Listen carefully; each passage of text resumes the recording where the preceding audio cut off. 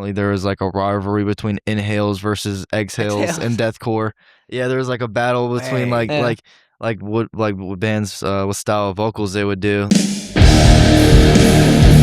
up, psychopaths? And you know what? Welcome to the underground, right? Yes, sir. Yep. Oh, yeah. Goddamn right. Yep. 804, I regret nothing. What's up, guys? What's up? You guys want to introduce yourselves? I'm Camden Strang. I'm the guitarist of I Regret Nothing. I'm Brendan Zanalotti, the vocalist of I Regret Nothing. Hell yeah. Well, thank you guys so much for coming. You know what I mean? Yep. Yes, sir. Thanks Thank for you having us. Yeah, of course.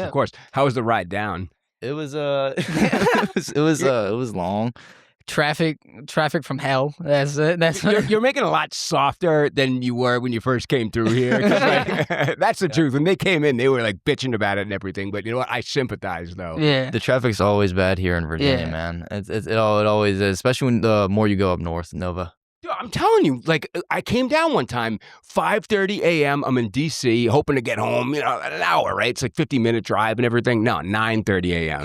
9:30 a.m. That's how it is going back. It could be 2 a.m. There's traffic. How is there traffic at 2 a.m? I don't know. No, I know. And like, I think it's been like this forever because I remember as a kid coming down here, like, 8, 9 years old, 13, 14. And even then it was the same shit, man. Traffic, just like for whatever reason. But anyway, so yeah, thank you guys very much for being here. You are like a new kind of thing for me, right? Because you identify as deathcore, right? Yes, sir. Right. Yeah. Okay. So again, that world is like, it's pretty new to me, but I am embracing it. That is not a lie at all. But like, take me through, like, who are some of the bands that you fuck with that like either, I guess I'm trying to ask your influences, but it's just like, take me through that. That's actually what we were talking about in the car right here. In the car on the way here, we were talking about like you wanna go different first? Influences. I'll go first. Like, I'll tell you the progression of like how I got to even like to deathcore. So like, do like a top 5. Like, top 5? Yeah, top 5. That's Deathcore? what I'm gonna do. I got you.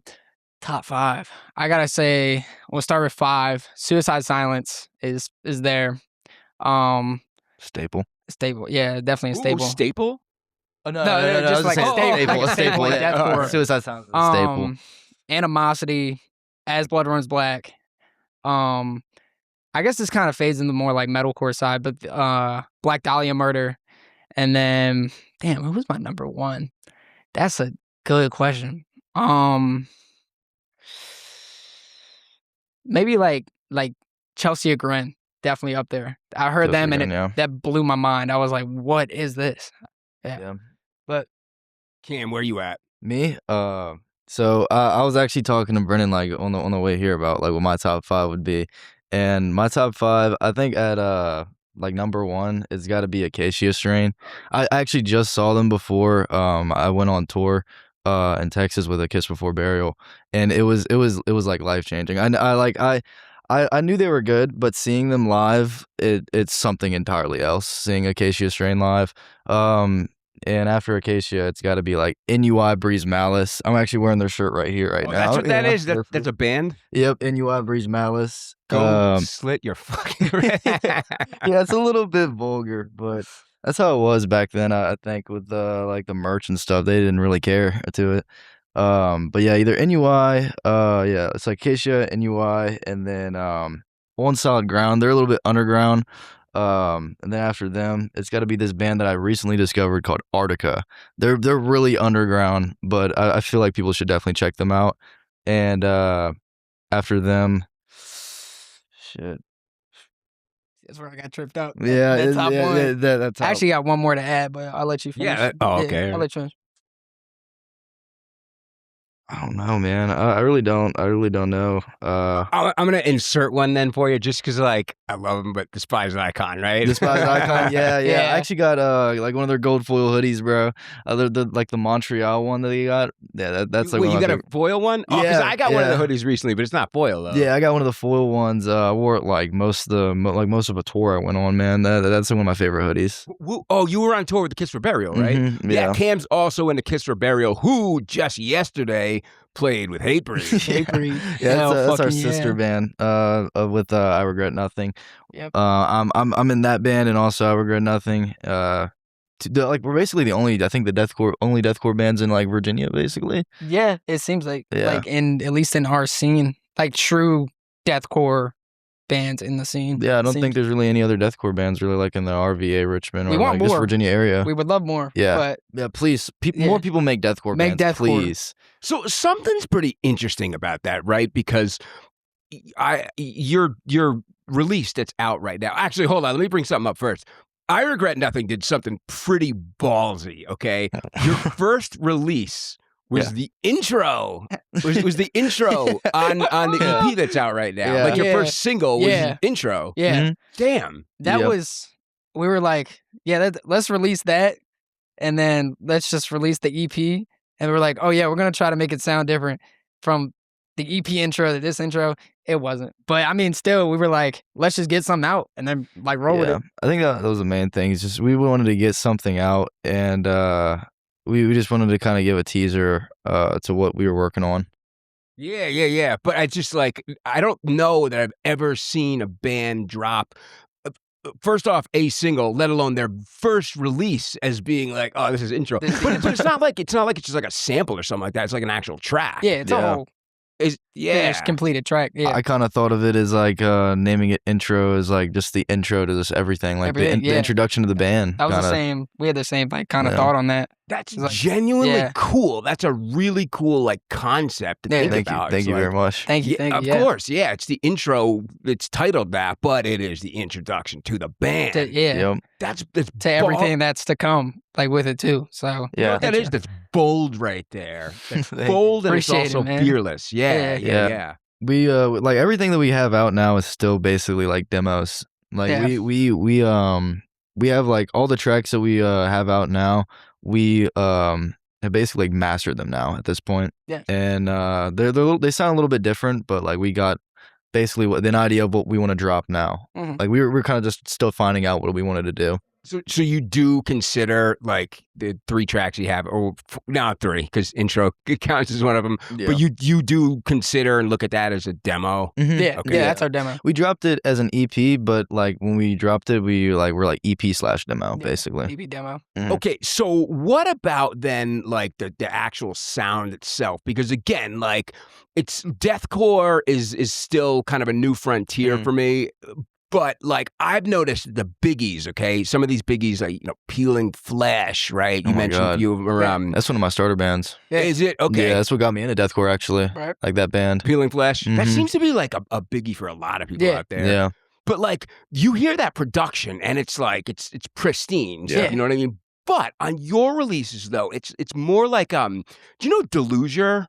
Do you know that band? I think so. I think I've heard of them. Yeah. They sound familiar. Very Yeah. familiar. Yeah. I'll always just assume that like everybody knows each other around here and everything. I don't know why, but it's like I always just assume that. But like, so they identify as a slam band, right? Mhm. But the production sounds way more like something like I Hate God, Mhm. or Yeah. like some sludgy buzz up and something like that. Okay, but like it made me kind of think about it. It's like, okay, you can do deathcore and you don't have to be crystal clean and everything. I mean, Yeah. Not at all. yeah, no. Because back like even like the early 2000s, like MySpace days, they didn't have even like what we have with like mics and stuff like that. They were just like, we're gonna find a way to do it, and that's what I take that ideology. I'm like, I'm gonna have, I'm gonna use what we can afford and what we can use in the spaces that we have, and we're gonna make something. Yeah. So we're not gonna let anything stop us. When we made the EP too, we were like making it, and like when we dropped it, we were still kind of like also new to like picking up deathcore, like compared to where we are now. So like I feel like that's also why we labeled it as a demo, because like we weren't fully like into like really, we were Yeah. into deathcore, but like we weren't like as into it as we are Like now. middle, we were So, like what were you into trickling. before? We were kind of like we started off as hardcore Hardcore, kids. yeah. Yeah, like in Richmond, hardcore is still really prominent in Richmond, but lately it's kind of been dying down and being replaced by mathcore and like deathcore now. Yeah. Really? Yeah, Yeah. hardcore, it was like literally in 2020, I could like 2022, 2023, Richmond, it was nothing but It was like hardcore. straight hardcore. Yeah, Like that was and- every show, and now every DIY show. 2026, it's nothing but like mathcore and deathcore now. Yeah. Why do you think that is? I think it had to do with the shutdown of the warehouse. It was definitely because I say on this, the warehouse was at least to me, the like heart and blood of like hardcore. That's where all the hardcore shows would be. Like there was nothing but hardcore there. We saw Sunami there. That was my first my first like hardcore show and underground like into the scene show. That was my first introduction to the we saw Sunami scene. twice there. I went to the second one, yeah. And that was pure like the purest hardcore Richmond show I ever went to there was Killing Pace at the Warehouse. And that's when it opened up. I was shout out Killing Pace. Yeah, dude. oh yeah, definitely shout out Killing Pace. One of my favorite Richmond hardcore RVA bands. locals, and now they're like known like across basically America. Yeah. They opened for Tsunami at the National. Yeah, they did. Yeah. They had to open for Tsunami at the National. And that was like, oh shit. Yeah. That was like, I saw them run on stage. I was like, oh my God. They like owned that too. They were like, that's like some of our hometown heroes. Yeah. For real. Straight up. Killing Pace. That's a big venue too. Yeah. That's a big. I was there for the first time a couple months ago because I interviewed. It was supposed to just be Mike from Soulfly, but a bunch of the King Parrot guys like ended up getting on camera and everything. And like Mike and Derek are also in Illegals with Phil Anselmo. So I wasn't ready for that. You know, that's crazy as shit. Yeah, no, it was cool though. Yeah, that's sweet. But that's a big venue though. Yeah. So it's like okay, so you started out hardcore. What brought you to the deathcore sound though? Like I said, Peeling Flesh, like basically, I was kind of going into a transition from hardcore into slam, and I found the band Peeling Flesh, and I even saw them live at the Canal Club, and like after like, Place is sick. Yeah, I love the Canal Club. The Canal Club's amazing. I want to play there with Regret Nothing one day, hopefully. Yeah. But yeah, I was like discovering them, and I watched an interview. Like how we're doing right now, the Peeling Flesh was having with Garza from Suicide Silence, and they were talking about bands that like Peeling Flesh would listen to, and they put me on one of the bands that I mentioned, On Solid Ground, and that band put me on to like deathcore basically, and that was like the start of like me finding that, and I got into like Suicide Silence from On Solid Ground and like from Peeling Flesh, and I started getting into the more like death metal orientated like hardcore and stuff. That's how. And basically, we just like we like transitioned from liking like hardcore more stuff into liking more like death metal and orientated like hardcore. That's how it kind of happened, and then the revival happened at the same time too. Basically, it was kind of like. You guys are making me feel kind of old because, like, all right, a bunch of the bands that you brought up, you just brought up Suicide Silence, and I saw the new, what's the singer's name? Eddie, I think? Eddie Hermida. Yeah. All right, so I saw his first show with the band. You brought up Black Dahlia before. I saw it for years. I saw what I thought was their very first show in Michigan, but not until, do you know the band Age of Ruin? They're from DC. I haven't heard of them, I don't think. Nah, they had a very, very like large part in the early 2000s at kind of creating that like sort of like metalcore sound that was like on the top for like a long time. So bands like Shadows Fall and that took that like In Flames kind of influence and stuff. Yeah, In Flames, that's one of my favorite like melodic death metal bands. Okay, all right, yeah. So there you go. It was like that whole. It was kind of like this period of time where it was like hardcore kids started playing metal, but like they didn't get fully metal. Like they were into In Flames, Dark Tranquility, bands like that. But they didn't get. That's another good one. Dark Tranquility. Okay, all right. Yeah. But they didn't get fully there. They were only able to get like maybe 60% of the way, and they brought like a lot of the hardcore like sound with them, and it created like this whole new sound and everything. But I was at what I thought was Black Dahlia's first show ever, and then the Age of Ruin guys were in here, and they played their first show, and that was back in 2000 and everything. Man. So just for like the cameras, I guess. So Brendan, you're 20. Yeah. Cam, how old are you? I'm also 20. I'll be 21 December. Oh shit. Okay. All right. I just turned 20. Yeah. All right. Like in June. Okay. It's so crazy for me to hear this stuff though, because I was there in the beginning when Waking the Cadaver kind of blew the doors open for like the whole like MySpace core thing. And then like I watched it all decline and stuff like that. But it's like here we are now though, and you guys, bands like I Regret Nothing are really like picking back up on it, and you're bringing something kind of new too, because it's like you got a really sludgy production and everything. I mean, honestly, how proud are you guys of your songs? I mean, we could be prouder. Yeah, really? Yeah, that's why we want to redo. Like, we want to take all the songs we have and just basically redo them more deathcore-y, basically. Yeah. Do them more I mean, deathcore. we're proud. Like, it's out. Like, we appreciate that, but that sound is like not what we want. And we did that on purpose. Well, I guess we didn't really do that on purpose because we just wanted something out. It was just kind of like our stepping stone. Yeah, stepping stone. And then there's sky's the limit for improvement. So, and we're just trying to go up. I feel like the reason why like also deathcore is coming back is because kind of like the wheel is being reinvented, kind of like how the early 2000s was. Like hardcore kids are like discovering like death metal and stuff, like different versions of metal. Yeah, that's exactly right. Yeah, that's exactly right. And like people are like taking those riffs and just adding a lot of breakdowns, and that's kind of like like essentially what a lot of deathcore is just spamming breakdowns along with like just riffs and like 5, 7, 8 riffs, like metalcore and stuff, like putting all those genres kind of as a big clash. How different is straight deathcore from slam? And I'm not trying to put you on the spot. I don't know the answer.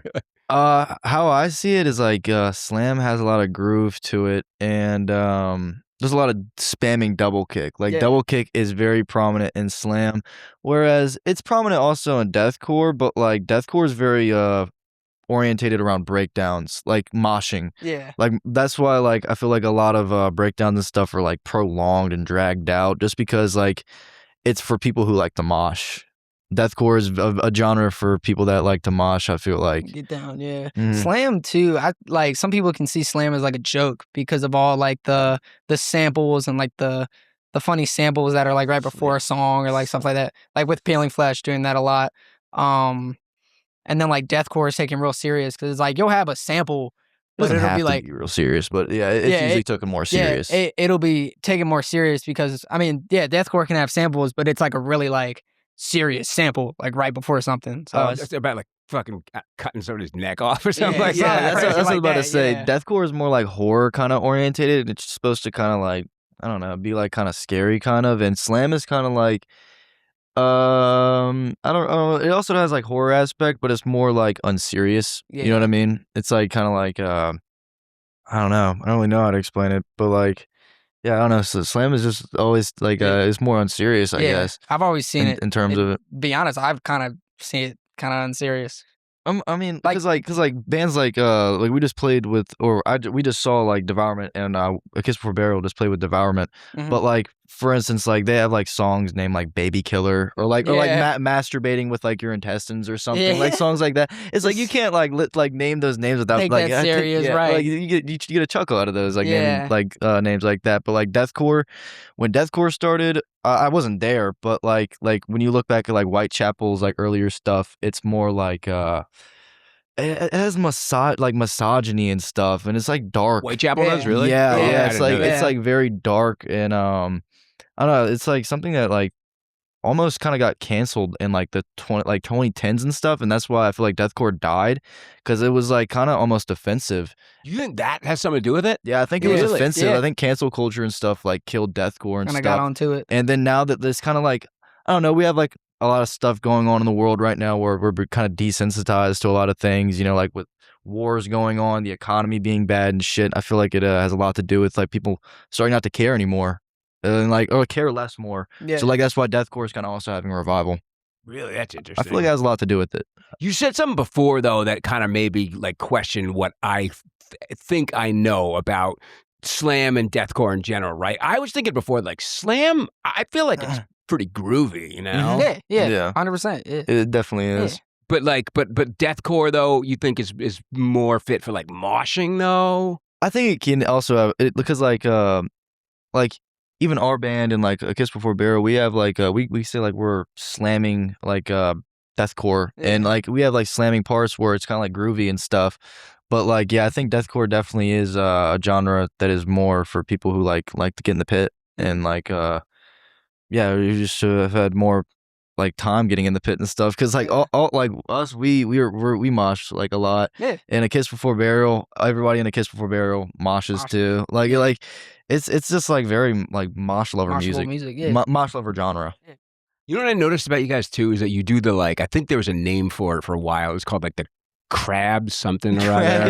Crabcore. Yeah. That's that like, you guys really have that down. And it's like, it's almost, is it purposely synchronized or are you guys just like going off naturally? It's kind of perfectly synchronized, but it's really just following crabbing is kind of like just following the snare and the so it's called like crabbing, like it's basically just like headbanging in sync with like the snare and the cymbals, and it literally just it makes y'all all be in sync together. You follow the drums, it looks like you're like doing a choreographed dance or something, or like y'all practice to be in sync, but you're really just in move with like the music. You're dancing basically too. Yeah, that's what like the drum. That's why drums of anything I've always seen, that is the heartbeat. That is the blood of any band. And that's why.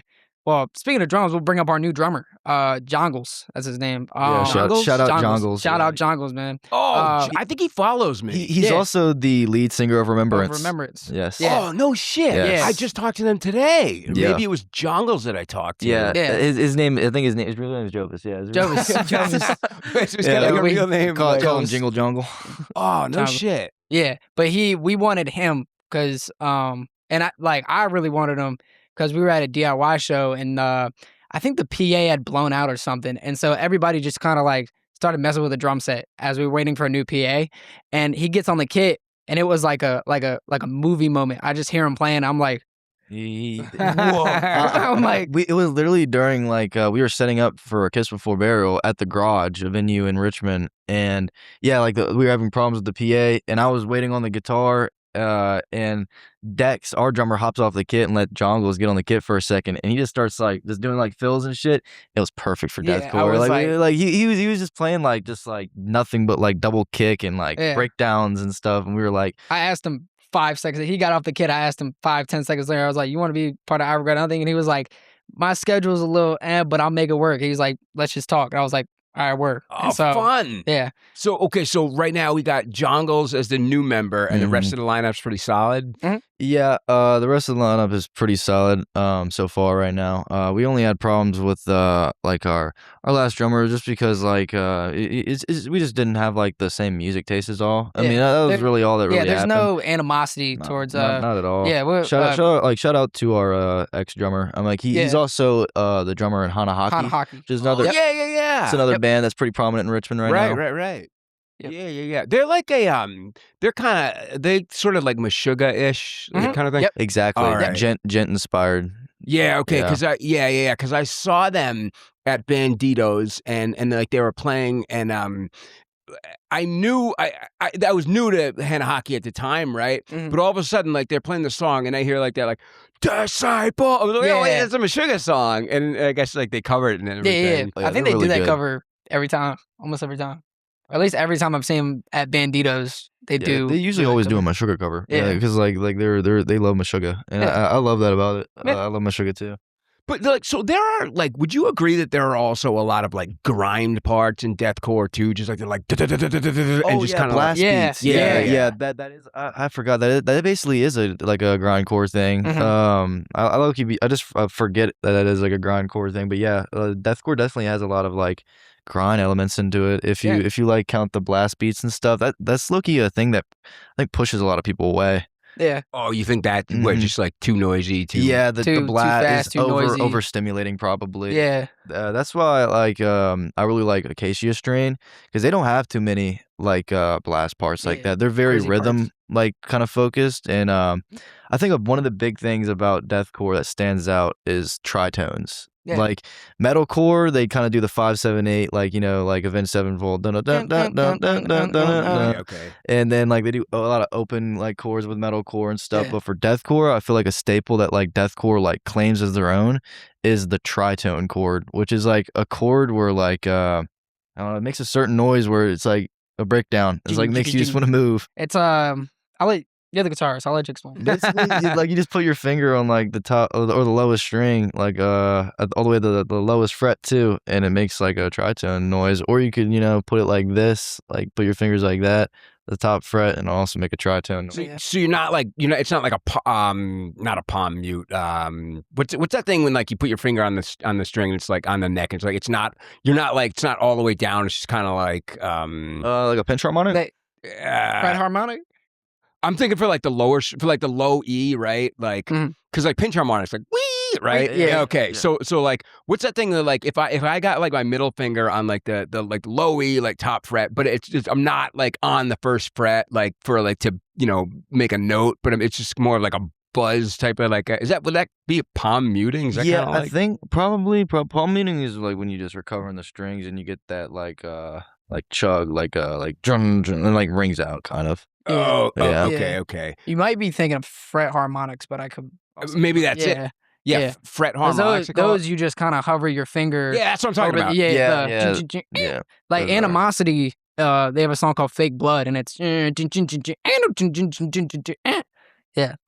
Those I really appreciate those examples. And like I don't know if you guys noticed it before, but you were also perfectly in sync on when you're doing like the metalcore like riffing. Like I don't know if it's the same riff. We'd have to go back and watch it. But yeah, it sounded like you had like harmony like going on and stuff, and that was cool. That's awesome. Yeah.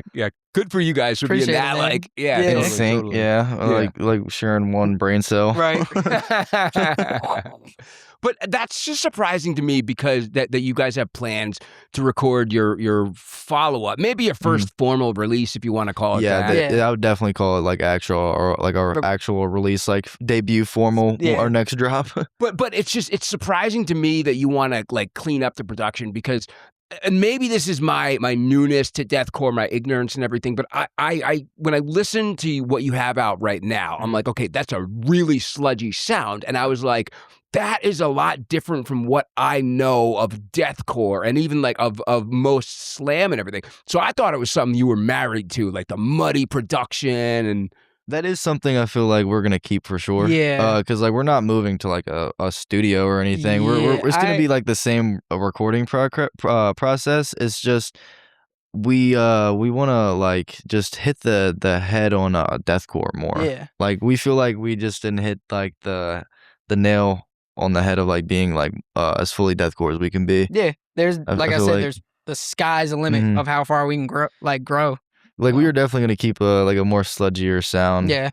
It's just we want to like add more, I guess, details like that. Just make it more brutal, I guess. Do you think sometimes some bands suffer from overproduction? Yes. I was just about to talk about. I do not like overproduction. Like I would say like what was it?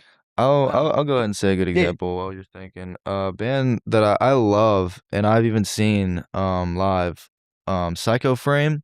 I love Psycho Frame. They're a pretty big shout out to deathcore them. revival band right now. Psycho Frame? Psycho Frame, yeah. They played. I saw them with Reverent at the Canal Club, and I love them. But they have a certain sound where it's a little bit too produced for me.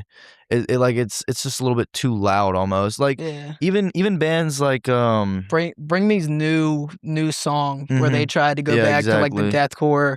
It was just I heard it and I was like, I was like, this ain't it. It's just like when stuff sounds like overprogrammed. I feel like when stuff sounds like it's like recorded electronically. Yeah, is with when amp I don't like it. sims and like I don't like amp sims. I like like throw like a SM57 in front of the microphone. Yeah, classic recording. Classic recording stuff like that. Like I'd never like E-kits and amp sims. There's times you can use them like if you live in an apartment or whatever. But like when it's time to like record. Try to get an amp and like do that because you'll always get a better sound with an amp. See, stuff like that.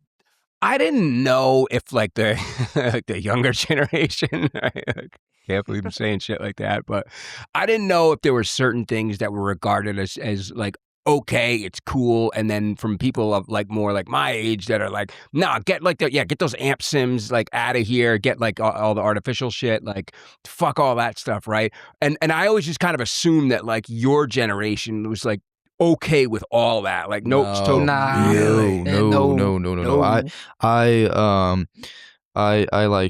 I really don't like the overproduction sounding stuff. Like one of the things with me that like I find a lot of times is like with a lot of bands, I end up liking like their first albums. Almost every band that I like maybe their first or second album the most, and then I always find myself not liking their newest stuff because like they got, I guess, maybe more money to like put in, to making music, and they just ended up getting overproduced. Maybe I don't know. The love kind of, I guess, drops when you get enough money to get like everything you need. I guess I don't know. Yeah, I mean, I agree with that. It's just like I feel like I'll always want to record the DIY way because the way we recorded, like some inside we recorded, it was in the middle of in a garage. We set up like that first recording.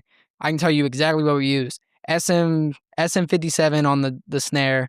There was like we had a kick drum mic, 2 overheads, direct input on like. Then we direct inputted like bass and then I think guitar too because we used my Cataclysm Yeah, we mic'd it. We mic'd everything. for that. Uh, It's crazy that I'm forgetting that, but we mic'd it, I'm pretty sure. yeah. Yeah. I think we did, yeah. We mic'd that. I think I know we've always DI'd bass, but besides that, it was just like very limited, but we still did it. And Yeah. I think that we just like recording like in Classic. like a classic way that like basically how I envision I just want to record like how people in the like back in the day were recording like Yeah. like in the 2000s and stuff, just recording just like this yeah, like when I was born, like just Yeah. recording to record, recording with what you have. I feel like the biggest thing about music is recording or like making music for passion and just because you want to, not making music because you feel forced to. Yeah. If you don't put 100% into what you're doing, like my thing is like, if you don't put 100% into what you're doing, why are you gonna do it? It's like, what's the point?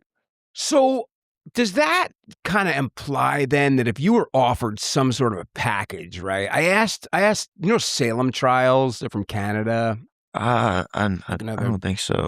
That sounds familiar. Sounds familiar. Yeah. It sounds familiar. They're from Band Canada. wise sounds familiar. Yeah. They're What band are they? sorry? What kind of band are they? They're Deathcore, right? Deathcore? And yeah, cool. they came Check through 'em out. here like last month, the month before that. They're from Ottawa, right? And wait, where the fuck was I going with this? Because I had like a what was I just talking about like right before I brought Salem Trials up? Shit. I'm not supposed to forget shit like this. I'm so sorry. We were on recording and like production and stuff. Mhm. Talking about Oh, you were production. talking about how if we were offered a package. Yeah, Oh, that's yeah, it. there That's it it. was, That's there it. it You was. just saved me. You just saved me. there you Thank go. you so much, kid. Yeah. Yeah. All right. So if you're like, all right, some label approaches you, right? Mhm. Metal Blade was the example that I used for that. Metal Blade says, got a bunch of young upstarts here. We're gonna put you on the road with is Whitechapel? Are they on Metal Blade? Are they? I don't know. They might be a Century Media band. I think they probably are. It Yeah. sounds like it. That sounds Yeah. like they would be on a Century. So they offer to put you on the road, 2-3 album deal, but you got to change up your sound to be a little bit more clean, a little more like pop friendly and everything. Like, do you Cool. do it? No. No, hell Damn. no, No. hell no. I mean, it would definitely be something that like it would be like a consideration, but Yeah. no, just because like it's like I don't know. I don't know if like it reminds me of like just I don't know like when you're like a movie scenario like where the dude signs a contract and like it was the biggest mistake he made. Yeah, You know what I mean? Yeah. This is like it's a stereotypical just like I feel like it's a bad going choice. against your like Yeah, morals. well, it's just putting money over or like putting money in like like I don't know opportunities over like what you actually want to do. I Yeah. don't know because like you can get what you want to do just like you got I don't know. There's a way to do it. You know what I Yeah, mean? Like there's there's a- a right way to do it. Natural way to go about it, and Mhm. it's like people want to get real big, real fast, and it's like Signing is like cheating almost. yeah, Actually, Yeah. I think one of the best ways to describe it in our scene right now is I don't know if you ever heard of I Promised the World. I You don't ever think heard of so. them? but They're a huge metalcore band right now that's blowing up in the scene. yeah, I've even And seen them, and they're pretty good. But yeah. was it Rise that signed them? Was it? I think it was Rise. Yeah, it was 'Cause Rise. Rise we Records. we were talking about that. So Rise Records is like a huge. Oh, they're on Rise? Yeah, Yeah. Rise yeah, has been you know, around forever. yeah, you know yeah, Rise. Everybody yeah, knows yeah, Rise. Yeah. So like they haven't signed anybody for a while, like Rise, like a metalcore band in a while at least, and they just got signed by Rise. Like was it last year, this year? I don't know. Yeah. Either way, they just got signed, and you can just see just like the transition from them being like an underground band to them now being a band that like everybody knows like Yeah. our age. Everybody knows them our age, and it's like Getting like watching- it's ads kinda on like watching- Spotify and stuff. it's like watching Nirvana get turned into like a brand. You know what I mean? Yeah. It's like when like seeing Nirvana go from a known as music to known as like a t-shirt. Yeah, It's kind of like that because like I Promised the World was like underground and now that they got signed to Rise and stuff, it's like their stuff on like the internet is like being upcharged like $200 just for like a CD or like a cassette or something. Yeah, from shirt, them. CD, cassette, whatever. Yeah, it's like shit. It's like selling out. Like, and like of course it benefits them. You know, everybody knows them, and it benefits the scene too because it's like putting exposure to that genre of metalcore. But it's just like it's selling out. You know what I mean? It's like I don't know. There's a way to do it. Yeah. And like it's like it's not anything bad. But yeah. Do you ever think there's rare instances when a band, like, say, makes it, right, gets picked up by a big label and their music, like, gets better? I don't think it's rare. I don't know. I just this hasn't been really happening too There's lately. one example I can think of, and like we were talking. Oh fuck, you guys played with them the other day. What, Hatebreed? Yeah. Because their first couple releases were very much embraced by like hardcore in Connecticut and like in New England and everything. And back then, I remember the attitude was like, no. Fuck going mainstream, fuck, corporate, all that kind of stuff. And I do remember when Perseverance came out, I was like, I want to hear this. I'm not supposed to like this. I'm supposed to like turn my back and everything. But I was like, let me pick this up because like I'd just be interested to see like. That CD is sitting in my car right now. We were listening to that CD were you on the really? way here. Yeah. Oh my God, that album favorite is so Hatebreed good. album. Is it really? Yeah. My favorite Hatebreed album. I go back and forth between like that or Satisfaction, but like, they're an example.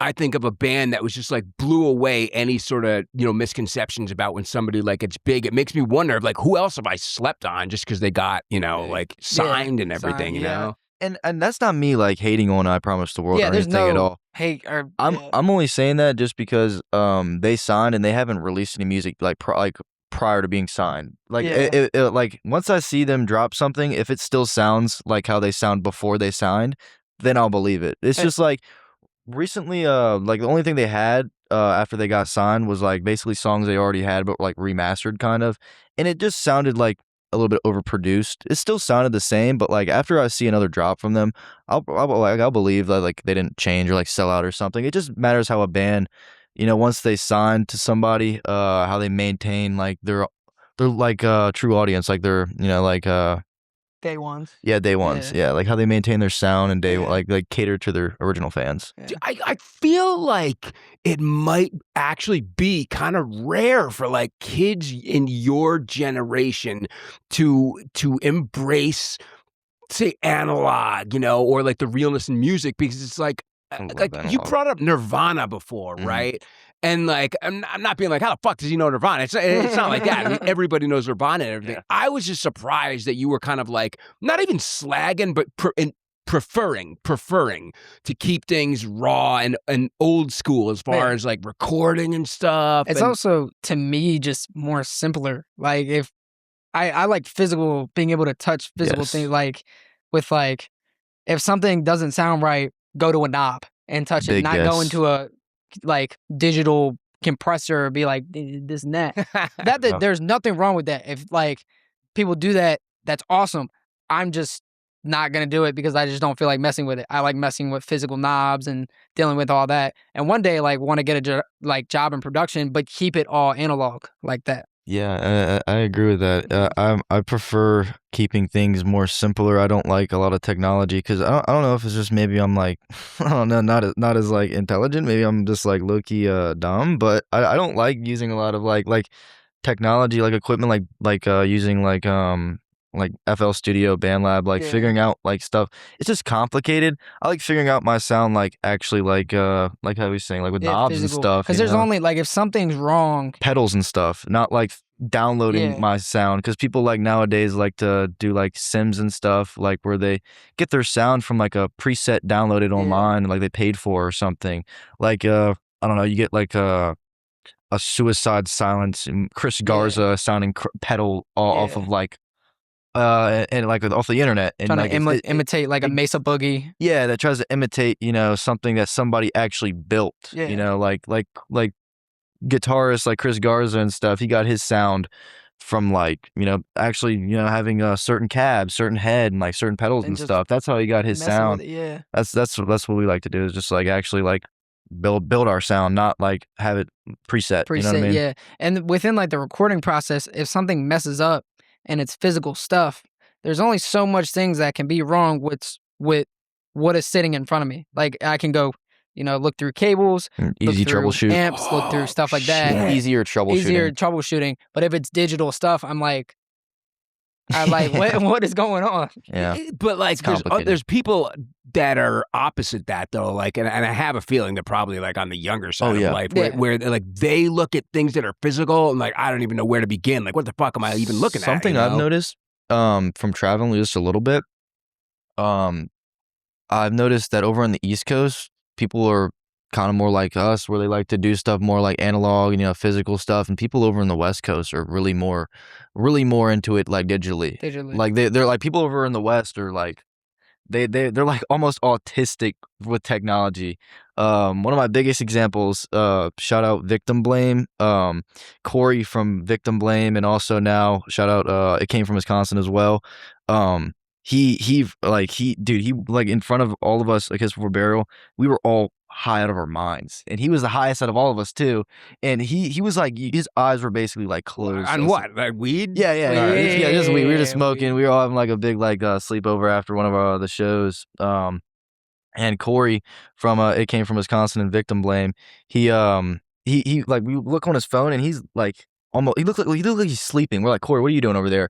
He shows us his phone and just like hits play, and he's got like the craziest drum like track like playing that he made digitally. Like it was like a deathcore like drum track, and we were just mind blown. It was completely mind blown because we have never seen somebody do some shit like that. Yeah. I think maybe just people over in like the West Coast areas just got better, like skills with technology. Yeah, because like with programming drums, I never started because I was like, I'm just gonna get a drum set because I don't even know. I've like looked at drum software and like seeing it. I'm like, I don't even know where to start. Like, and I've noticed a lot of bands from like the West Coast use a lot of programming. Like they have typically more programmed drums and stuff. Although over here we just I don't know, we like actually just do it. Like I don't know, we like to do it physically. Physically, yeah. I'm thinking about there must be certain like little pockets or contingents, if that using that word correctly, like on the West Coast that are opposite that though, because I'm thinking about like this bands like Sleep, like stoner bands and stuff that like fucking worship pedals and amplifiers, like the actual thing. But that's interesting though. But aside from that though, like, do you think it's more of like people that listen to deathcore, or is it just like music in general where they're about the digital versus the analog? I think it's over there to just have more accessibility to stuff. It's just why. It's just over here. It's like we just live in more rural areas. That's really just all it is. Just, they just have like. It's easier to, access like stuff over there, like especially technology, like over in like areas, especially like California and stuff. Even like that stuff isn't cheap either. Like all those amp sims and all those programs, like that's just not cheap. Like, Reaper itself is $60 to buy it. Not that I don't think you have to necessarily buy Reaper. It lets you bypass so you can use it, whatever. But like, what do you mean bypass? Like, are we talking like Pirate Bay or something? No, not pirating it. But when you load up Reaper, it like asks you to buy it, but if you wait like 10 seconds, you can just click off that and use it. Yeah. But like amp sims and all, like the subscriptions and all that, I don't like have that like that money hanging over my head. So like if I can just buy like an amp and a microphone, and that's also expensive, but it's right there. I don't have to worry about a subscription. I don't have to worry about like any like ongoing purchases. Nothing's gonna get taken away from you. So what? Nothing's gonna get taken away from me. Yeah. Yeah. All right. So now I wanted to ask this, but now you're just I'm loving this because you're just kind of like pulling me into it. How are you guys with physical media? Like, do you prefer physical media? Stacks of CDs are sitting in my room. Me and him both are like collectors, basically. Stacks. Yeah. I ordered a CD yesterday. He just collects in general, and I'm a collector of deathcore. I collect nothing but deathcore. Like, do you still like if you're out? I don't know. Maybe you pop a CD and like if you got a CD player in your car or something. Yeah, we do. Oh shit! Yeah, that's all. Like literally, like that's basically like how we listen to music. Yeah. What is it about the CD that is like? It sounds better. Like it sounds better. It sounds better. And getting a CD, even if it's like a vintage CD or a new CD from a band, that like the paper in it, reading through it, reading the lyrics and like seeing all the cool photos, even on like a vinyl when you open it up and you got like sometimes they come with little books you can read through and like see all the cool photos and stuff like that. You don't get that when you're listening to like Spotify. Obviously, we still listen to Spotify. Yeah. And Spotify and Apple Music and whatever else, but like just the being able to see it and like when I'm laying in bed and I see the stacks of CDs I got, I'm Something like, to be proud of. It's like an I'm achievement. like, wow. And it's also like looking and like holding on to a piece of history almost for me. Because like me, because like I'm a collector of stuff, like there's there's first presses and like reissues of CDs and stuff. Like that feeling of knowing that you have a first press like CD. It's like you have something that others don't, like something like I have one of my favorite bands, Taking Back Sunday, emo band. I have a CD from like 2000 and like I don't even know the exact year, but it was from 2004. I was like basically even born, and just knowing I have that CD is just like it's just crazy. It's like I don't know. It's just something to be like proud of. Like it's like an achievement. And it's like exciting to find something like that. Like I recently just found a Mate, Feed, Kill, Repeat like vinyl by Slipknot, one of their first ever like things. I think it was even before like Corey was in the band, and I found that at Vinyl Conflict like right before they moved their location, and I was like looking at it, I was like, oh my god, I can't believe I just found this. And it's like it's a repressing, but it's still like I have this physical vinyl of a fairly rare album. So I know a couple like I think I know the ones on the radio like Slipknot songs, but I saw this article the other day. What is it called? Mate, Feed, Kill, Repeat. Yeah, because they showed there was like a different singer, I think. Yeah, for that one, and they showed him and like he looked like he was like from like a sex dungeon or something like that. Like he had this kind of like S&M sort of stuff and everything. God. And like I didn't know like they were that type of. Well, I don't. They wear costumes and stuff. Yeah, but like that is another really interesting thing that I've asked like a bunch of bands, and every time I get an answer, I'm always just like, wow, that's fucking crazy. Like, okay, Slipknot, you consider them nu metal? Yeah, okay. That's where I started was Linkin Park, like Limp Bizkit, Slipknot. And I still love nu metal because that's my roots. And then it just went to hardcore, like metalcore. That's like how me and him became friends, basically. Yeah. It's like just bonding off of liking alternative genres in high school. Would you be surprised if I told you that there was a long period of time where those bands, like nu metal bands, were like you were not supposed to say that you like what? Yeah. All right. So this is new to you then? Say again? Okay. So like after that whole nu metal stuff like kind of like exploded and like had its day and everything, then all of a sudden in the mainstream we started seeing hardcore, we started seeing like metalcore and stuff, and suddenly like you were not supposed to ever have admitted to liking like nu metal or anything like that, right? Oh, yeah. That's what I'm saying. Like that blows me away because that like stuff is like became so mainstream. It was like on the radio and like Linkin Park being on the radio. I guess that makes sense. Yeah, that makes sense because like I mean they're mainstreams in like hardcore and like metalcore. They're underground, so like they probably like I don't know. They don't want to seem like posers. Yeah. Probably. So that's like that little fucking I don't know history lesson. I don't mean to put it like that, but that was like new to you like a second ago. Yeah. I didn't know that. Yeah. For a long time, because I think what happened was like while nu metal was like at the heights and everything, hardcore, grind, fucking power violence, all that sort of stuff was always there, right? Death metal, black metal stuff, that was like always there, but it was always underground though. And then all of a sudden, like for whatever reason, I don't know, somebody in Hollywood decided like this nu metal stuff is like had its day and everything. Like then we started to see the rise of like metalcore. Really was like the one like underground genre that kind of like started like becoming mainstream and stuff. And like, tell me if you agree with this, like a band like Who's like a really popular metalcore band you love? You know what? Bullet for My Valentine. All right, all right, fine. Bullet for My Valentine, right? Would you say that like their music is a lot harder than and like heavier and stuff than like Korn? Bullet. I'd say yeah. It's like I don't know if it's heavier. It's got more melodic stuff in it. It's like a mix of heavy and melodic almost, like beautiful and like heavy. What about Suicide Silence? Who would you say is like heavier? Like Suicide Silence, which is funny because they play in the same tuning, but it's just the way those songs are structured.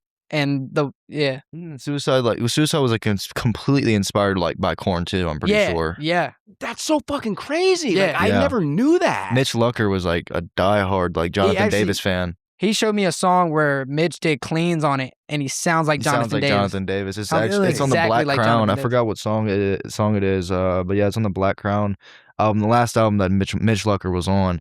He has like one song on it, and he does like some cleans, and yeah, he sounds like Jonathan Davis. It would be interesting to ask Mitch, I mean, if you're still here, but like reverse it, like go back 20 years. What was 20 years ago? That was 2006. Yeah. Yeah. Year after I was born. Oh, shit. Yeah, I was born. But it'd be interesting to ask Mitch or anybody nowadays that's part of like a deathcore band or something extreme that Garza, right? Fine, we'll take Garza, okay? Like if you were to ask him 20 years ago, like, hey, do you like Korn? I would be interested to know if he was like, nah, fuck them, like they're lame or something like that, you know? Think he'd say something different. Yeah. But I mean, whatever though, you know? I mean, probably. I think about that. Like honestly, sometimes too. It's like, because like doesn't Chris Garza? He like really likes Korn. Like one of his favorite. Yeah. But like no. Like it's like a good thing to like just think about. It's like something I do think about. It's like nowadays, like there's like certain bands that if you say you listen to, like you're considered like I guess a poser. I wonder what it was like back then. Yeah, like what considered you a poser? Oh yeah. Do you think it was worse back then? Like, yeah. 100 million times worse. Yeah. I think that makes sense because like nowadays, I mean, like you don't really get bashed too much for like what you listen to. Right.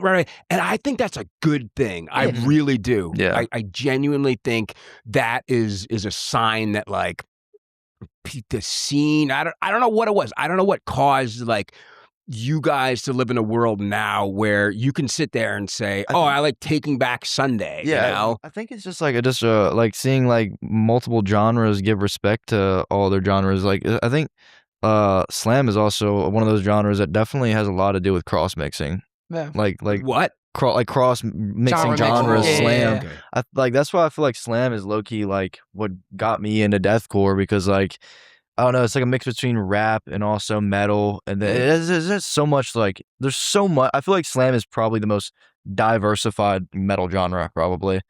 Genuinely, I feel like that is the most like diverse metal genre, probably slam. Pure metal too. I mean, you can get into new metal and like you can add the rapping and that like atmospheric parts of like Limp Bizkit has like the rapping, and then you can have some like atmospheric parts like there's a band called Shun. Some people consider new metal because it has that atmospheric Shun, yeah. It has that like atmospheric, but I'm like I don't really see that as new metal.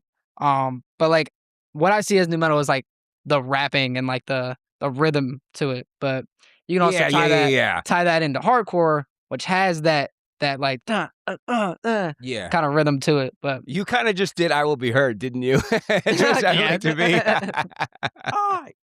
Yeah. You were at the show the other day, right? Yeah. You went. Of course. Yeah, 'cause you showed your wristband. Yep. Oh, it's awesome. It's awesome. Right in the front. There's a video of me. You can see me right in the front. Oh, really? Yeah. Oh, no shit. Oh man, good for you. Appreciate it.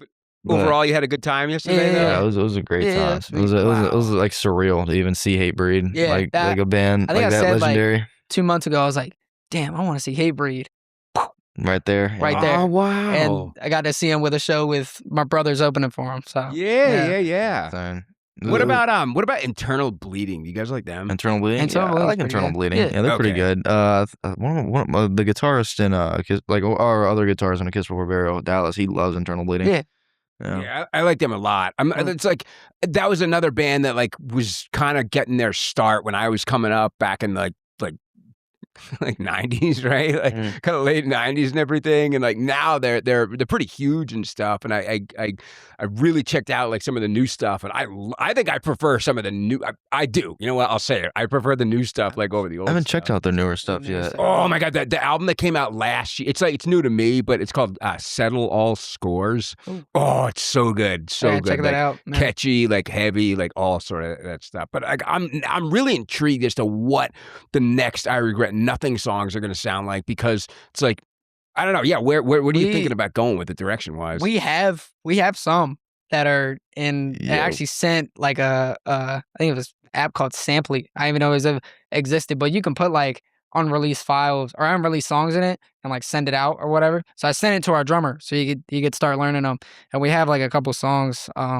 We just need basically our new drummer to just learn our material that we got right now, and then we'll be set. I think we just want to go for more like keep the like you were saying, the sludgier sound, but also just have more of a thicker tone also. Yeah, there's some metalcore elements in there too, and like I really like the like harmonized like guitars. So we there's a couple parts in there. We want to have parts where like it sounds beautiful, but it still maintains like a heavy sound. What, like interludes or like textures or something? Kind of like you ever heard of the band Beneath the Sky? Yeah, I've heard of them. Beneath the Sky. That's one of my favorite bands. Beneath the Sky is like one of me and him's like favorite like shared bands. Yeah.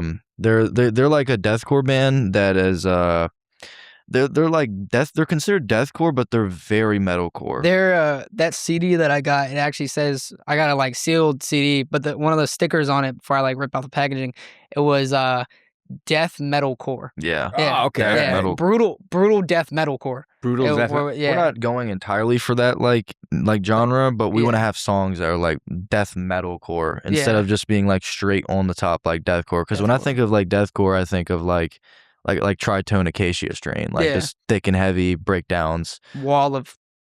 When I think of like, am I sleeping or have I been sleeping on acacia strain? Yeah, probably. Really? Because generally they have like I think their first not the first album is a miss. I'm not gonna lie. It's the second album, third album, and fourth album that like they had a generational run. Like it was like some of the best deathcore and most influential deathcore that was ever released, because like it created like a style of rhythm that people followed a lot. Even a band that is really huge and was released around the same time, Amur. I don't know if you ever heard of Amur. Yeah. There was like that's another one. Am I sleeping on Amur? Yeah. They actually used to have like a rivalry, Amur versus Acacia. Oh yeah, Strain. I think they got in a fight too, didn't they? Vince and Mikey. I think so. Yeah, I'm pretty sure. I'm hearing about that. Yeah, I think his name is it's Vinny and Frankie from Amur, and they did not like each other, because also Amur stole riffs from Acacia Strain, like they stole like some guitar riffs from Acacia, like because Acacia is like really OG. They were out in the 90s, and like Amur came out early 2000s. Yeah, they were local to me in my area. Really? I've seen them. I saw them in 2003.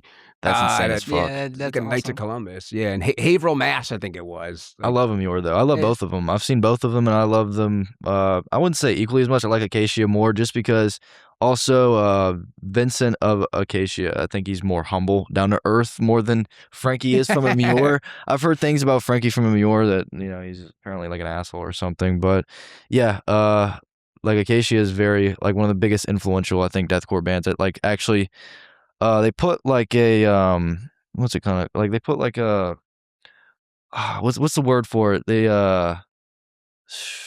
made like a standard for deathcore. Oh, okay. They made a standard for it. Amur or Acacia Strain did? Yeah, Acacia Strain, yeah. Frankie, go back to Frankie. But he's I think he's from Brooklyn, right? Yeah, I think he is. So New York. So I mean, you can understand why he's kind of like yeah. I saw an interview with him like a bunch of years ago where they went into his apartment and he had this whole like Street Fighter 2. Do you know that game? It was like an old video. Yeah, Street Fighter. Yeah, of course. Yeah. Of course. I love hanging out with you guys. It's like, dude, the clashes and stuff, and like they're all on my part, you know, the misunderstandings and everything. But like he had this like, and this is like I think like 2009 or something, back when like at that point I think we had PlayStation 3 or we didn't have PS4 yet, but like he could have been playing a system that was like way more advanced than you know, any SNES or Sega or something. But like I always thought that was really cool. It was like, oh shit, he fucks a Street Fighter 2 like major. Oh yeah. Oh, you mean he like played like an older console? Oh yeah, exactly. Yeah. That's kind of how like me and him are. Yeah. I still play a PS2. No way. I still play the Xbox 360 to this day. 360, like OG when I get home today, I'm gonna play GTA 4 and Red Dead Redemption. Yeah. What about did you ever play San Andreas? GTA San Andreas? Yeah, that was a childhood game actually for me. Was it? Yeah. Okay. My dad had me like it like maybe 7 years old playing San Andreas. Yeah, I love that game.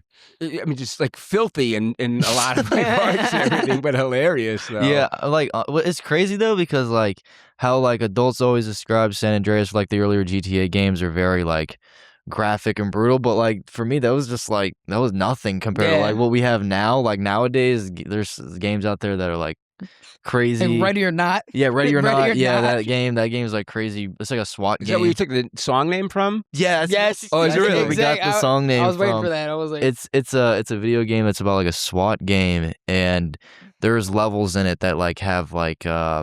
real like gore and like real life like scenarios. Scenarios. like sex trafficking like levels and levels, stuff. They go yeah. deep like dark into that type of Yeah. stuff. That's why we made a song about that game, Ready or Not, because it's like just a game that didn't give a shit, and we love shit like that. Like it's like not giving a shit, Not but giving a like shit. at the same time, like it also like sheds light on stuff. How do you guys feel about that? Right? It's like okay, violence in video games, gore, like all that kind of shit. I love it. Yeah. Okay, all right.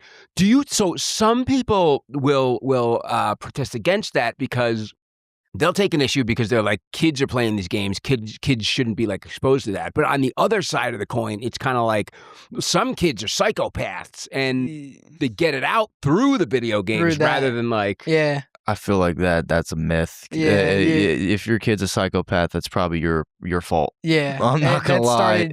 That came from Like something else, not the game. Yeah, no, definitely not. Because I grew up, like I said, on GTA 5. You know, like playing GTA 5, and like it all depends on like what your kid and like is around environmentally wise. Because you know, if you're playing GTA 5 as like a 5-year-old, you're not gonna know that there's like hookers and stuff in the game. You're gonna go around just probably like blowing stuff up and stuff. You know what I mean? Yeah. Oh, so you're saying that like the kid wouldn't understand the like No, they wouldn't understand what's happening. If he understands what's happening, that you know, it's a self-reflective thing for the parent, probably. You know what I mean? Because that parent has already taught that kid what's going on. Yeah. So, or they weren't watching them when they were like watching TV. And exactly. Like, oh shit. I feel like the game and stuff that doesn't have anything that like if like.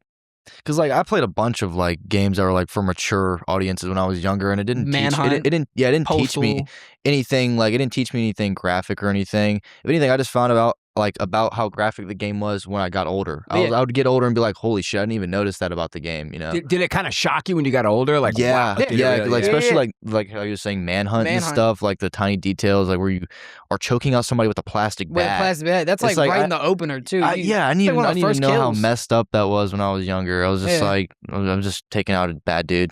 Yeah. I hate to say it, but I didn't realize that things got worse than San Andreas. Like I just figured like going up to, you know, shooting somebody point blank is like that's one thing, but I didn't realize now though they're like Manhunt. Manhunt was actually details. like on the news and like stuff for being like crazy. Oh yeah, like, Manhunt. They've banned that game. Actually, the game was like banned in some countries. I like Manhunt so much. I actually got a tattoo. Yeah, he's got a banned tattoo. Of Manhunt. That's a tattoo from the video game Manhunt. Yeah. Yes. Oh shit! That's awesome. I love that game so much. Yeah. I got it tatted on me. That's a cool tattoo. I love video games. I actually got also hold on, this right here from the game Postal. This is where we got our band name from. Yeah. Awesome. You know, the game Postal. Oh shit! Wait, let me just like move like the smart one. Yeah. Like, oh wow, that's mad looking. So I got it from we got the band name from the game Postal. The dude Postal guy, one of his quotes was, "I regret nothing." Yeah. Oh, that's from that video game? Yeah. That sounds, when you listen to that like on the album, that sounds badass. Yeah. I That's appreciate from it. the I video regret game. nothing. Yeah. I love that. Wow. Where are you guys at with like older music? Like, do you like older thrash metal, say? Like bands like, do you know, like say Exodus? Yeah. Like, okay, so you know, Yeah. how are you? Do you look at that and you're like, oh man, that shit's lame? Or I like it. oh, it's okay, just- okay. It was like eras of my like going about music where I was like, I want something heavier. But yeah, I'll like still phases. always go back and listen to it. Okay. So yeah. So you're okay with like a band like, I'm just naming like macro here, like Slayer, bands like that. Like Slayer, of course. Yeah, like Slayer's like roots. That's like straight roots. Carnifex. I saw them like perform Raining Blood live. Carnifex? Yeah, they're a deathcore band, and like they're like that's where like bands like that are why deathcore like is basically existing, because you know it's like death metal, like bands like Slayer and stuff inspired like bands like Carnifex, because like they basically how like it was made is just like hardcore kids and or like just death metal kids, they liked also hardcore, or vice versa, they liked death metal, and they turned it into one.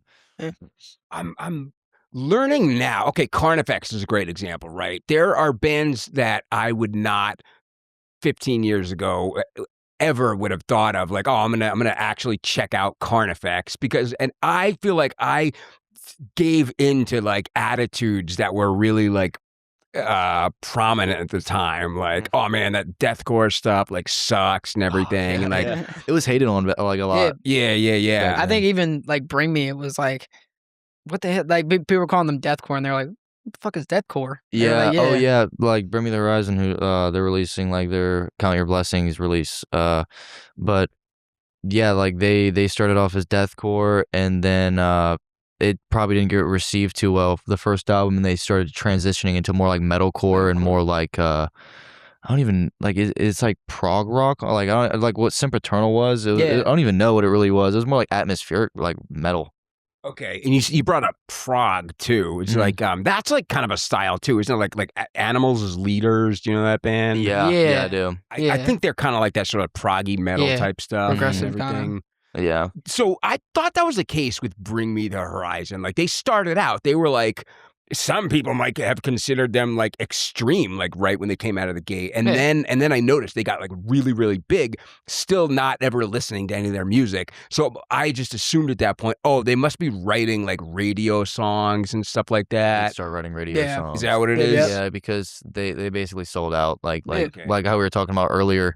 They basically just ended up, like, I don't even think it was just selling out. They just transitioned into, just creating different material than what they started off as. And it's just like, they didn't stay true to their original fan base that they started out with. Like, they started off in the underground and kind of used it as kind of like a stepping stone. Oh, you think that's what it was? Yeah. I feel like that's kind of like a big example of like using the underground as like a stepping stone. Bring Me the Horizon, they used deathcore, forgetting kind of where you came from. Yeah, and they now they're not. After like 20 years, they're finally shedding light on deathcore again, and that's why also the revival is just getting even more bigger. It was already happening, but that re-release of Count Your Blessing is definitely, like, I've seen it on like the media. It's just making deathcore like actually become mainstream now. Yeah. So they're starting to return to their like kind of roots sound wise. They're like going. They even released a new song that is supposed to be deathcore, but it's like it's them trying to basically be what they used to be, and it sounds like they're just playing pretend. You know? Oh, no way, really? Yeah. That's we were talking about that production. It's like when a band forgets its sound, like forgets where they originally came from, and they just forgot what they used to make. I think it has a lot to do with just like age, and then on top of that, not original members entirely, like not the same people. That too. Oh shit! But again, though, like to bring it up, like a band that I think has stayed true, never ever strayed from their sound, and like broke from like the underground into the mainstream, like Hatebreed. You know, Hatebreed is a great example. We were talking about how like Jamie was. I think he started Hatebreed when he was 13. Wow. I think I've heard it like you started Hatebreed when he was like 13 or something, and that's why I like Acacia Strain so much, because they made a standard for deathcore, and they stayed that standard basically. I think that's very crucial, just to not forget your sound. And that's what we're trying to do. The big thing that we're trying to do is not forget our sound. And if you're aware of it, if you're aware of like, hey, they're forgetting their sound, it even strengthens like we're not going to forget ours, because we see what's going on. We don't want to be like, self-aware. Yeah, being self-aware. I don't know though. I mean, I think it's just I don't know. You just gotta know what to improve on, like and know what not to improve on. like how we were talking about how like we want to have that like sludgier sound, but we also just want to have a more thicker sound. This is just like certain parts to improve on. How do you achieve that though? Is that done like with the bass guitar, or is that like, are you EQing at that point to bring? I got like, for example, I got like a new pedal coming in. Like a heavier, thick sound. Yeah, it's. I mean, I hope, like I said, I mentioned like a Mesa Boogie earlier. I hope to get that, one day, even though not being a guitarist, let one of them use it. Mm-hmm. That's really cool of you, by the way. That's my. He invests a lot of money into the band. He's like the sugar daddy of Iran. I didn't know how to take that, but yeah. That I mean, might like, be a real moment, right? yeah, there. I was like, wait, but whatever money I put into it, I don't expect to get back. I don't care. Yes. I'm like, I do this for the love. It's an I don't investment. care about the money. I do it for the, the people. Do it for my brothers. Do it for the music.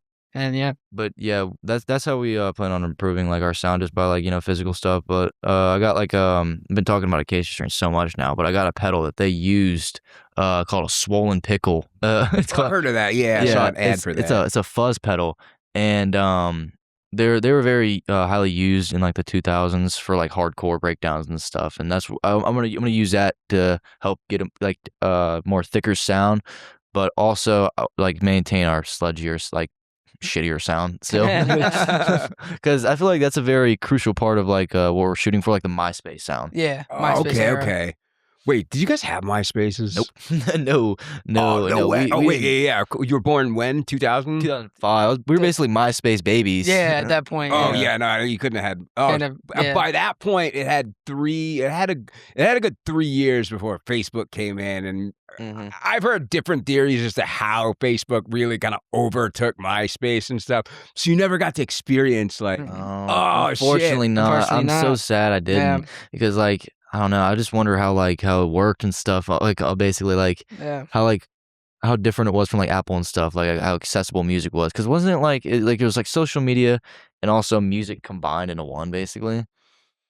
It became that. Originally, it was just social media, and then they added functionalities like over time. And then I think like within the last like 10, 15 years, they've tried to Justin Timberlake like bought into it, and there was a bunch of these different like people with a lot of money that said like, all right, like just for the hell of it, I don't know what the motivation was, but it's like, let's see if we can revive MySpace. So they threw a bunch of money in it, and that included like making it like they were trying to rebrand it in a way.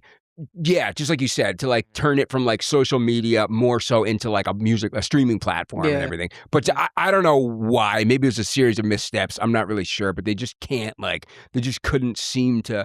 I think if you were log on right now, you'll see news from like 2 years ago or something, 3 years ago. So they haven't updated it in like forever. I could be wrong, but I'm pretty sure that. No, I'm pretty sure, because I tried to like go on it. I think, like I remember like I don't know. There's like a social media page part, and there's also a part where you like click on music almost. Yeah, for, like, yeah. It's weird. It's just so very interesting, because I wonder, just like Instagram could honestly do that. They could like, because we got like so many functionalities on Instagram. I just you wonder can add, why like, they don't do that. Music to like your story and music to your videos and stuff like that. Because that's what like was so big about MySpace, is the fact that it was like basically a streaming platform, also as well as social media. That's how it's described as like kids to us. Basically, that's how we view it.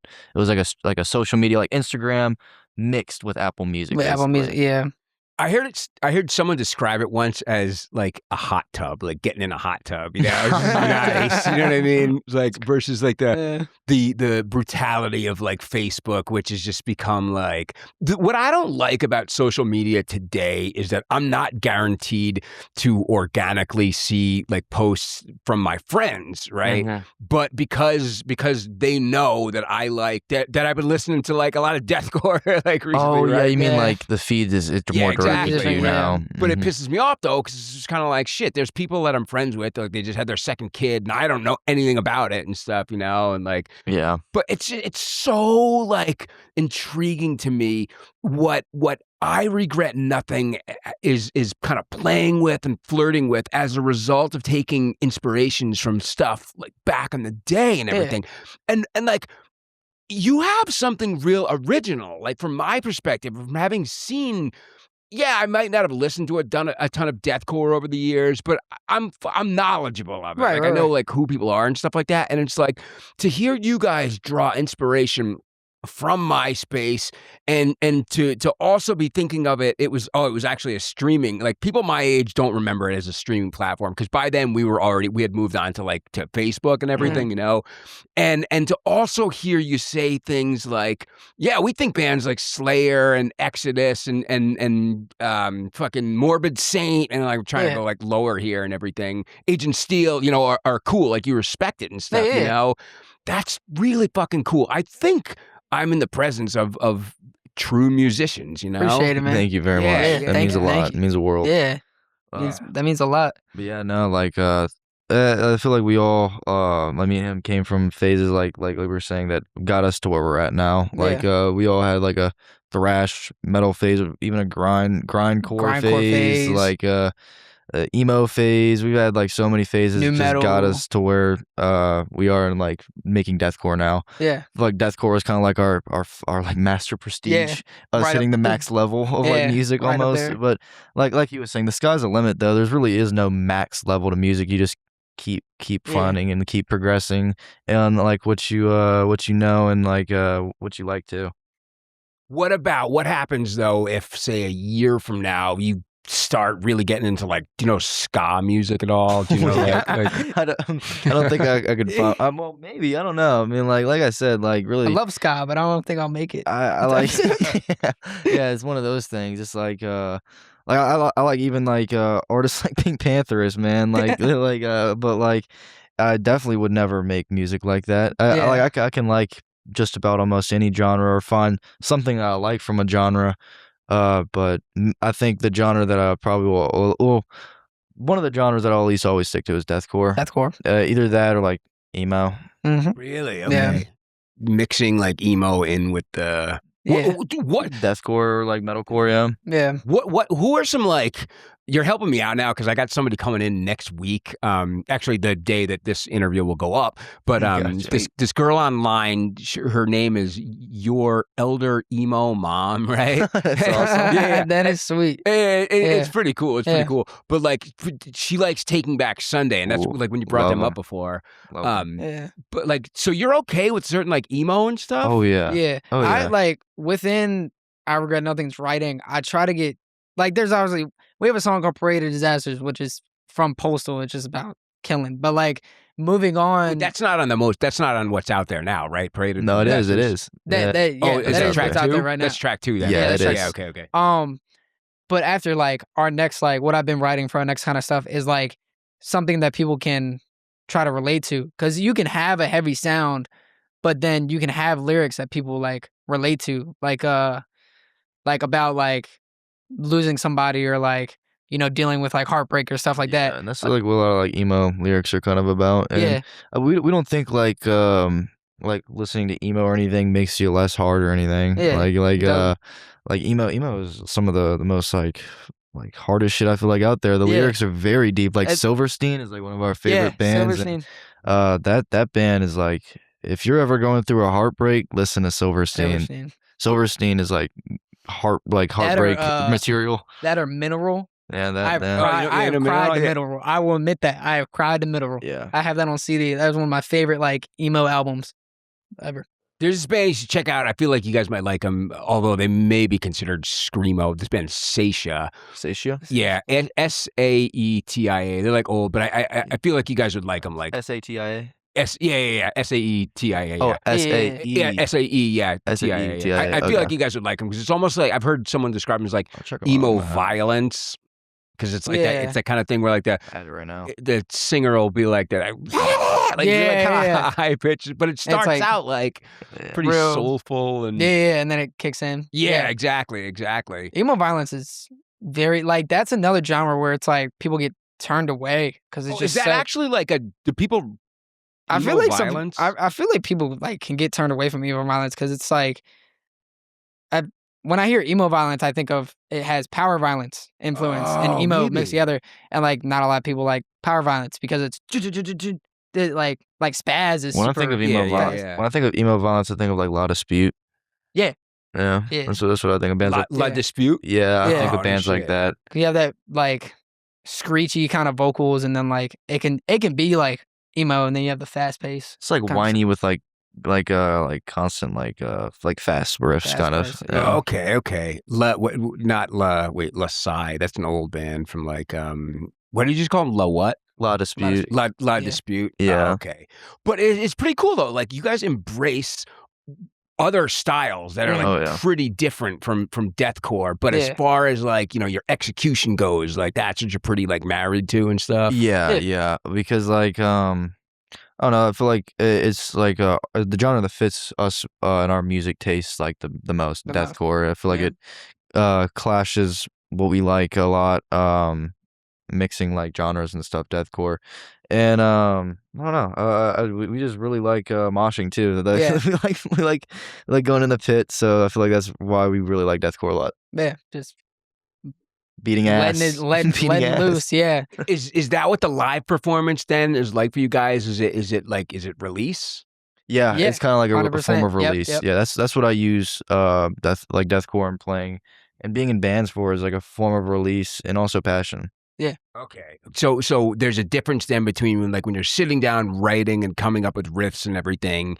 Is that ever a release or is that more like focused? Like that's more like No, that's also kind of release. That is a Yeah, release. that's how Like- the writing process works. We just kind of write off of like what we're feeling in the moment and Yeah. also what we're inspired by heavily in the moment. Like I definitely write when I'm like inspired like by other bands. Like I won't steal riffs, but definitely take a lot of inspiration. sure. Yeah. Yeah. And I'll like he's got a PA that I take, when we practice, and I'll just plug up my microphone and start think of something. Depending on what, like he'll just start playing, and I'll just start making lyrics and just jump around and just swing about, screaming into the microphone. So Who are some of your favorite vocalists?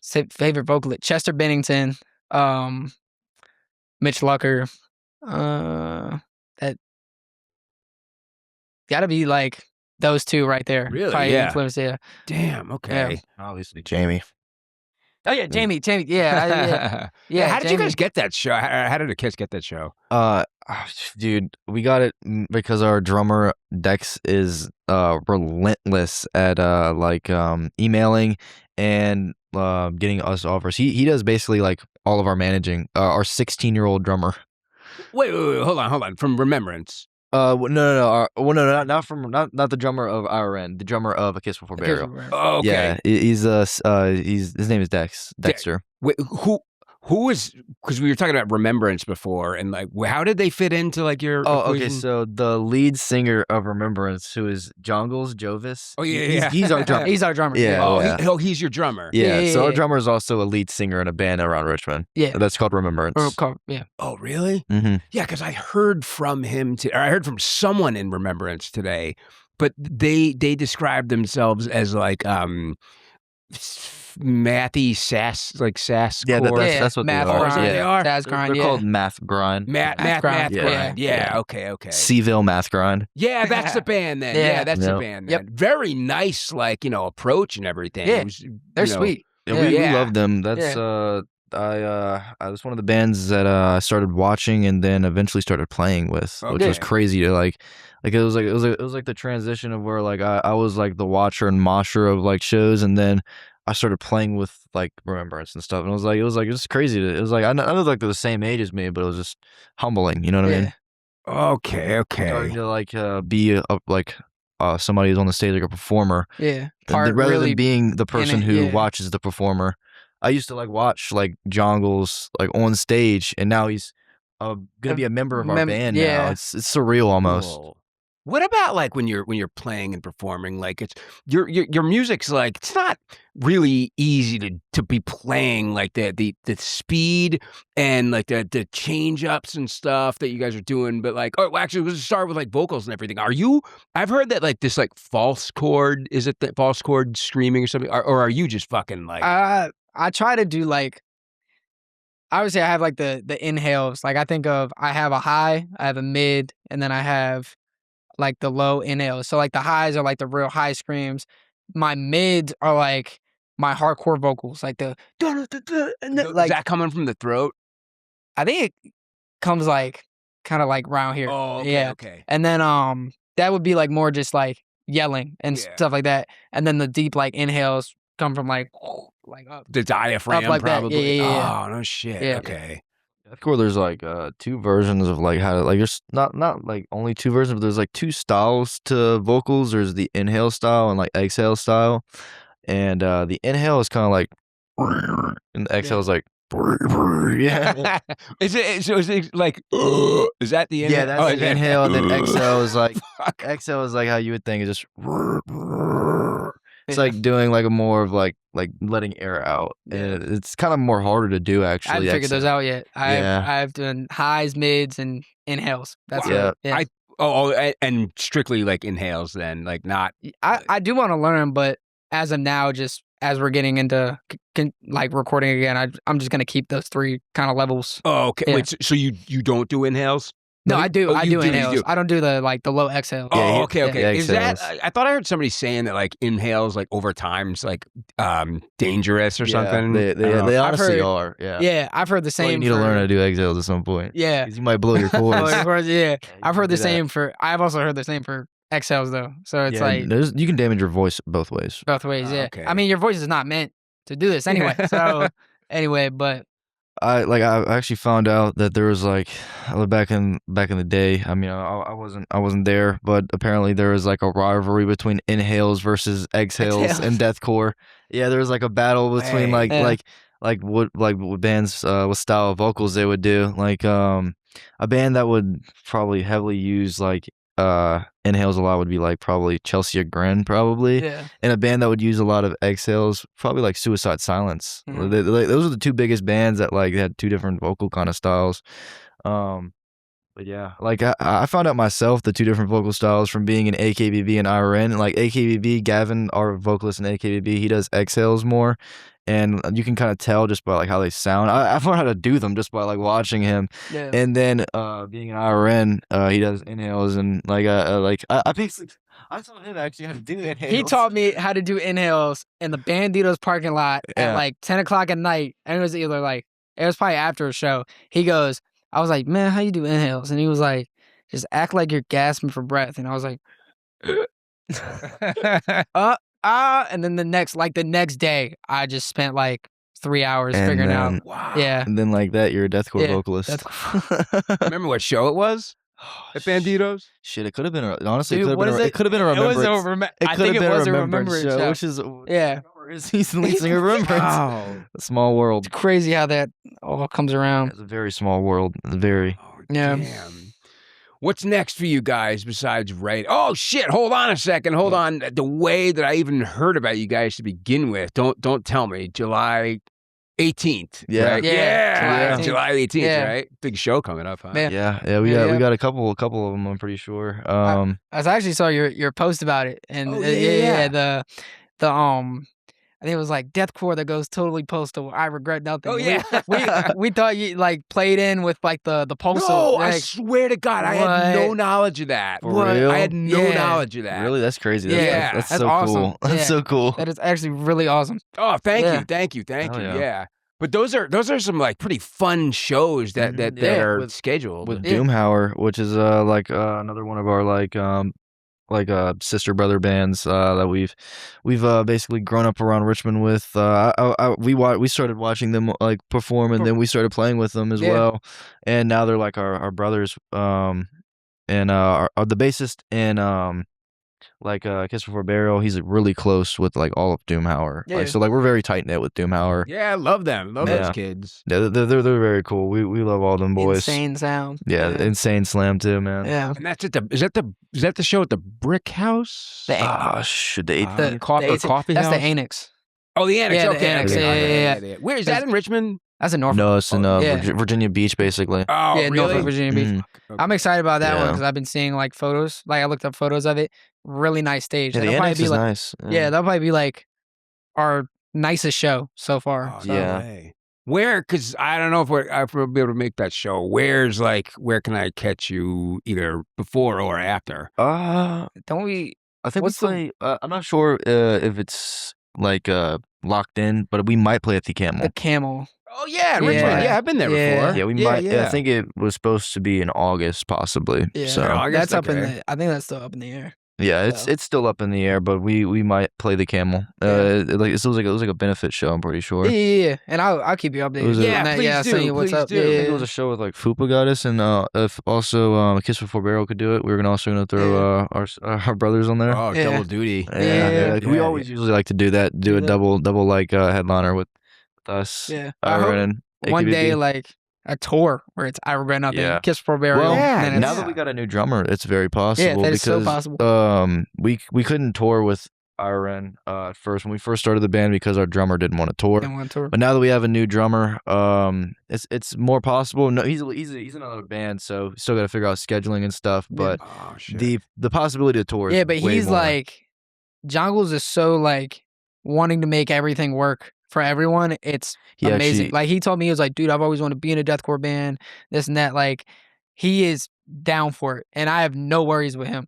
So, and like we said, there's no animosity or hate towards our last drummer, but it just didn't work out. And yeah, it was just like certain things that kind of held us back. Yeah. It's like a musical thing, I think, right? Yeah. What does he listen to? Like, what's his like preference as far as? Well, he likes like how he's in Hanahaki, like Meshuggah, exactly. Like he likes Meshuggah, and yeah, I mean a lot of funky stuff too. He likes jazz. Carter, yeah, that's I don't know why we haven't said his name yet. That's our brother. It's one of our like one of our best friends too. So we still like more technical. He does like more technical stuff. Yeah, like he's definitely a way better, I think, musician than we are. So that's why he probably doesn't like deathcore, because deathcore, I mean, it's not like an untalented thing at all, but I mean, it doesn't take exactly like too much to do. Exactly. Yeah. It takes obviously effort, but he wants to actually make stuff that's like challenging. Yeah. Okay. I mean? He's always posting like funky bass playing that I'm like, it's like really hard to play. Yeah, I'm like, he likes to challenge himself.